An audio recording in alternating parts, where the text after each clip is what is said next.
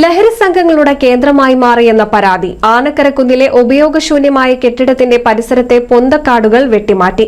കെട്ടിടത്തിനകത്തേക്കുള്ള വഴി കാട് മൂടിക്കിടക്കുന്നതിനാൽ പല സാമൂഹ്യ പ്രവർത്തനങ്ങൾക്കും ഇവിടം വഴിവെച്ചിരുന്നു. NCV news impact.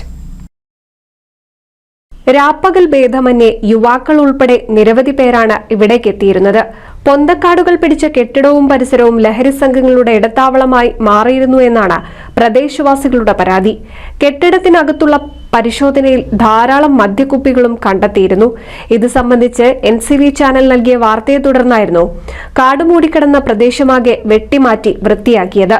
കഞ്ചാവ് ഉൾപ്പെടെയുള്ള ലഹരി ഉപയോഗത്തിനായി സമീപ ജില്ലയിൽ നിന്ന് ഉൾപ്പെടെ ഒട്ടേറെ പേർ ആനക്കര കുന്നിലും എത്താറുണ്ടെന്നാണ് വിവരം.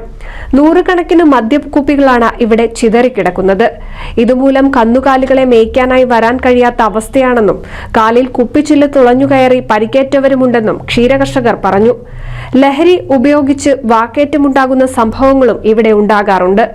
ആനക്കര ഹൈസ്കൂൾ പരിസരത്തുണ്ടായ യുവാക്കളുടെ സംഘർഷത്തെ തുടർന്ന് നിലനിർത്താൻ വിളിച്ചുചേർത്ത ജനകീയ കമ്മിറ്റി സർവകക്ഷി യോഗത്തിലും വിഷയം വലിയ ചർച്ചയായിരുന്നു. പോലീസിന്റെയും എക്സൈസിന്റെയും പരിശോധന അല്പം ആശ്വാസമാണെന്നും ഇത് തുടരണമെന്നുമാണ് നാട്ടുകാരുടെ ആവശ്യം.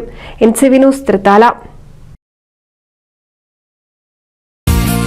നൂതൻ ഫാൻസി ഓർണമെന്റ്സും cosmetic collection, new born baby ഐറ്റംസിന്റെ എക്സ്ക്ലൂസീവ് കൗണ്ടറുകളുമായി കൽപ്പക വെഡ്ഡിംഗ്സ് സജ്ജമായിരിക്കുന്നു.